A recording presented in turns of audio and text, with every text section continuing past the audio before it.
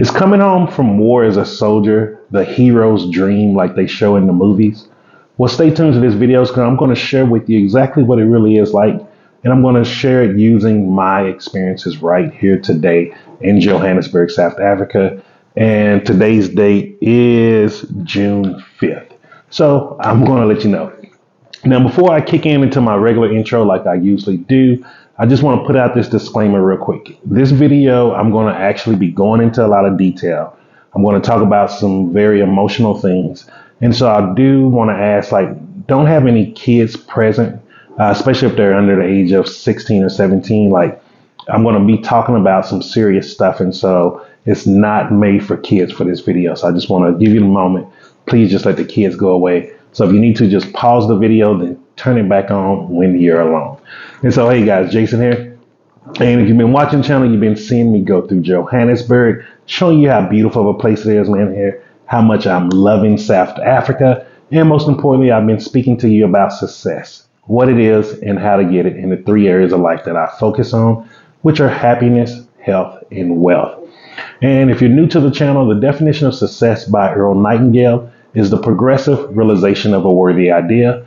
And for me, coming home, just being able to live a normal life after war was a worthy idea at the time.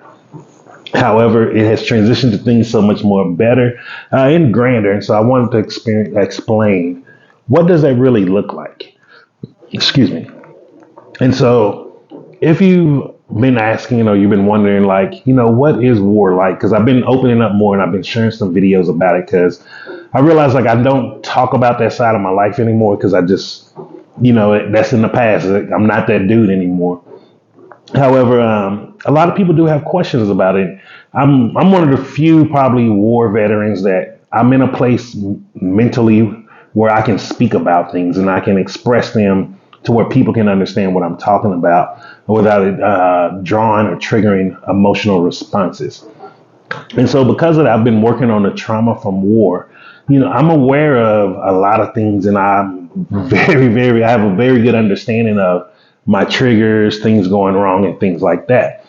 And so I just wanted to talk about that with you. And before I talk about that, I wanted to read.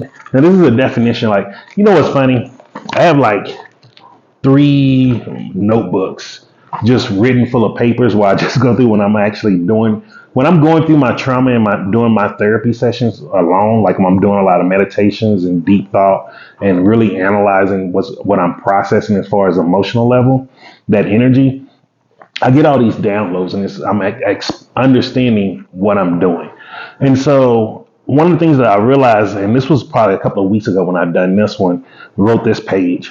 It's effective. I called it effective problem solving of our life.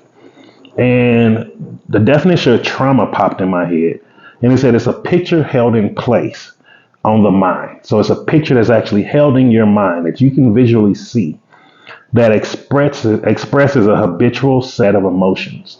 Meaning, once that you see that picture in your mind, there are certain emotions that are just running through your body at a chemical and an electric level. You'll start feeling a certain kind of way. You'll start moving a kind of way. You may even cower up. Like, this is really, really interesting.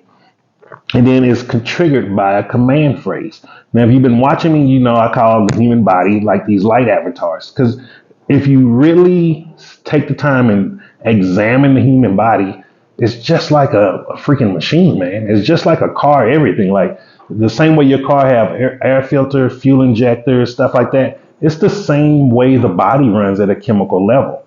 Now, what is the command phrases that we give the body? That's the thing. What are our command phrases? Sometimes they can be words. Sometimes it can be actual physical actions or situations. Like, this is the thing about it. It can even be the weather. Like, the weather can trigger something in you and you can start going through this. Like, trauma isn't good or bad. It's just a way that it's putting the image inside the mind to create a habitual set of responses emotionally. And so because of that, and I started understanding that, I'm able to, even when I'm putting myself in new traumatic experiences intentionally, I'm understanding what are the emotions going through. How am I clearing some of that energy and those emotions around that trauma? And so this is one of the things that has helped me to reintegrate into society. This is why I can move around, I can get around, I can joke, I can laugh. Like it took years to do this, by the way. Like this isn't something that, oh, I got out of the military, discharged, and then the next day I was integrated with society. We're talking about, you're looking at, what is this now? 18 years of work, man. This is 18 years later. Yo, I didn't even realize it's been that long. And so what you're seeing now is the progression of all of that work from those days. And like, there was so many times where back in those days, like I felt like a failure. I felt like I was just going backwards instead of forward. Like I didn't see the light of day. And those was one of the things that led me to being very suicidal because I couldn't see the progression. I couldn't see myself getting better. And so that's why I want to be really sharing these stories with you. And I'm going to share this very, very personal thing with you. No one knows this in the world. And so I'm going to just share this to the whole world all at once. And if this can help you, because I want you to see, like, even when things feel like they're at their worst, even when things are starting to feel like you're just not going to make it, like there's no hope, that you don't understand everything you're doing right now is still moving you very, very closer to the goal that you want. Sometimes that goal just not, we're not able to see it. And the only thing we need to really be focused on is just keep going, keep going, keep going. You don't need to see the goal all the time. Like now, understand it on a different level. And once you understand that, you will drop one of the, I think this is one of the things that's very detrimental to most people. And it's because we've been all taught to strive for perfection when perfection doesn't exist in this world at all. Nothing is perfect. Even the weather's not perfect. Like the weather this morning was freezing. Now it's actually hot on the street. Nothing's perfect. Nature shows us perfection doesn't exist on a daily basis. And so like we have to start embracing it and really understanding it. However, when we're going through the midst of an anxiety attack, going through the midst of a panic attack, or we don't really always have the time to just sit back and have this retrospection of, you know what, man, I'm going to be okay. And so I want you to see through me, through my story, that you're going to be okay. Even if you can't see it right now, even if you're sitting in your house, you was locked in there for weeks at a time like I used to be. I'm telling you, just because you're watching this video right now, you're one step closer. So give yourself a hand of applause for that because you're taking the action, and that's what you need to see. It's about taking action. And so getting into the story, this is a trauma, and this is something that I actually do to myself every week on a weekly basis when I go get a haircut. Because of my military service and because of the job that I was doing, I'm going to speak very vaguely on that part. I was privy to having to see things that the average soldier didn't have to see on a daily basis. That was my job for 12 to 16 hours a day. Meaning, I had to see executions. I had to see tortures. I had to see aftermath of people being murdered. I had to see the actual process of people being murdered. When I tell you I've seen the worst that human beings can ever be in their life, like there's not much left in this world that could surprise me when I'm really telling you this. Like I'm being very serious here. Like war is not what you think it is, man. It is not what you think it is. And don't let this smile fool you. This is a very uncomfortable smile right now. Like it's not like the video games. It's not like Hollywood. And you don't return home the same. Like I really want to be very clear about that. You don't return home the same. You're not the same person at all.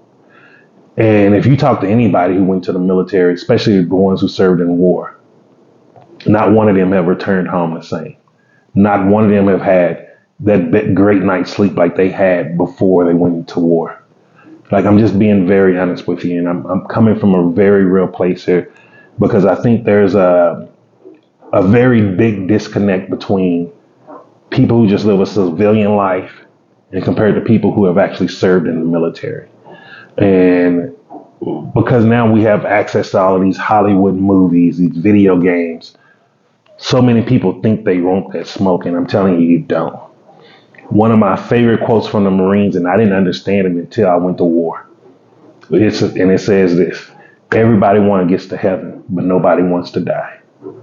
And I didn't understand that until I went to war. And once I went there, I truly understood that. And I tell you right now, I don't want to go to heaven. I want to live my life. I want to have fun. I want to enjoy my time in its physical form. I want to be able to meet as many people in this world. I want to share as much love with people as much as I can in this world. Like, I'm just telling you straight up, like after seeing the worst of humanity, I just want to see the light now. I don't have time to look at the darkness. So for me, I'm doing a very, very accelerated, and I'm doing a very deep, and I'm I'm erasing as much of that trauma as possible. I'm erasing those pictures. And the average person will probably be like, no, you're doing great, Jason. You're doing good. Don't beat yourself up. But like, I want you to truly understand, it's like, I have the trauma of war, but you may have the trauma of upbringing. You may have the trauma of your society. You may have the trauma of your culture. You may have the trauma of your race, ethnicity, your religion. Like, trauma is trauma. It's not good or bad. It just is. And it's the pictures that are planted in our mind. These pictures are bringing up habitual emotional reactions from us. And this is one of the problems where I keep saying, like, emotional intelligence is so important, because an emotional reaction is a chemical reaction and a physical reaction all at once. Like, it's so easy for us to understand when someone's high in their emotions, when they're yelling at someone or they're fighting, but we're not connecting the bigger picture. Where are you at in your emotions when you're afraid? Where are you at in your emotions when you have anxiety? Where are you at in your emotions when you start feeling insecure? Like, what is causing these things? There's pictures that are planted in our mind that are causing these. We can only think, we can only feel, and we can only feel the things that we have experienced. Like, a person who has never experienced the love of a marriage doesn't know what the love of a marriage feel like. They have to experience that. Like, for me, I've experienced the love of a marriage. I don't know what it's like to have a child. I haven't experienced that yet. So we have to start understanding, if we're feeling certain emotions in a certain way, what caused that experience. Now, some experiences can be revisited to help change the emotions around that. That doesn't count for every piece of trauma out there. Please hear me. I don't want to go into detail and go and say label each and every single trauma. Let's just, certain traumas, you don't need to re-experience that. Let's just agree with that right there. So there are different ways and different modalities to treat each one. So for me, I do re-exposure because it's dealing with things from the war. Like, the re-exposure is a little different though, because I do it around my daily routine. And so one of my daily routines is, not daily, I mean weekly routine is, I go get a haircut and I get shaved, or I let them use the clippers and because they do the facial and everything like that. Your boy's bougie. Like, look, I don't just wake up looking this good every day. I'm not Beyonce, man. Like, I have to put in the work too. Like, a lot of people don't realize that us guys out here, we put in the work to look good too. And so because of that, one of the things they do is they put the hot towel around my face, because it's one of the treatments I like. Really good for your pores, everything like that. However, it does trigger emotional responses from the military. I start having severe anxiety attacks and sometimes even panic attacks. And like, I'm gonna tell you from the last one, like the last one they had it on me. I went back, literally, I could see myself sitting at my cubicle where I was working, watching certain videos that I had to see, analyzing things, and I was seeing executions. I could feel it. I could smell it. Like, everything. I was right there back in that sense. And like, I can't just freak out in the barbershop, because like, people are not going to understand like what's going on with this dude. And so like, for me, like, I do different modalities of treatment, such as breathing routines. I do breathing routines. So I do like a 3-6-9 sequence. It's the way that I breathe. It's kind of abnormal if you don't do breathing techniques. And so it's a breathe in, breathe, hold your breath, breathe out. And so it's one of the ways that I do it because it helps release the energy that's why it's trapped in your body.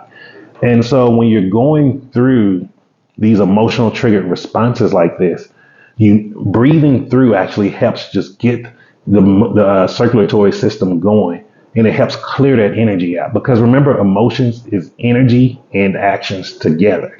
It's not, the body can't move without energy. So the energy has to be there.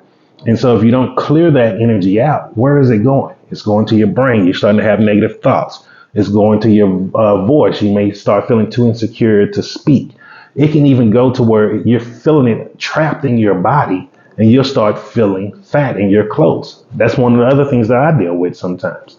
When I go through some of my anxiety attacks, if I don't get that energy out, I literally start feeling bloated. I start thinking and seeing myself back at 600 plus pounds. And that's a part of my body dysmorphia. Like, get out, like, this is deep. Like, the psychology of this stuff is really deep. Like, if you really start digging into this stuff, it's about getting the energy out. If you can't find a way to clear that energy out, you can never change the picture or the traumatic event. And so what I do with the barbershop is I'm using that to actually change that trauma. So I'm releasing all of that trapped emotions of seeing those type of things when I was at war. Uh, hearing those videos, listening, seeing the aftermath of it, like all of those things, all of that energy was been trapped in my body for years. And we're talking about years, and that's why I was having flashbacks for so many years. That's why, like, even now, like the lightning and thunder, like I let you know on the live, if you saw it on TikTok, it was starting to trigger me, so I had to get off. And some things are easier to clear than others. Some things are probably more important than others. Like for me, the lightning and thunder, I don't drive anymore, and there's just things that I don't do in my regular daily life. So it doesn't really bother me. It's not on my priority list. However, the one in the barbershop, I want to get a nice shave every single week. So that is very high on my priority list. And so that's why I'm doing the exposure therapy by getting the rags on my face. And it's letting myself, and also letting myself relax. Just teaching myself I'm safe. I'm in an okay place. Like things are going well. Excuse me. And so that's how I do that. Like my buddy, he came by the other day and I had my door open because it was like sometimes the air gets really trapped in here. The cold air gets trapped and the bricks get cold. So open my door just to let some of the cold air out, and it actually warms the place up. And he stopped by and he was like, "Man, how do you do that?" He's like, "Man, he's like, just too much trauma. I couldn't do that. I just couldn't have my door open like that." And I told him, I'm like, "Bro, you're seeing years of me doing self treatment to be able to do that. Like, I didn't just wake up and say, hey, I'm gonna have my door wide open." I'm like, bruh, I used to be the guy, lock the door, check the door. I used to be the guy, I have my gun here, gun there, gun if I need to walk in this place. Like, it took years of this. And the things that helped me do it was starting to release this trapped energy. Once I started realizing my emotions were not only just physical actions, they were also energy too. And when I started doing energy clearing, let you know, by the way, I didn't find out in that order.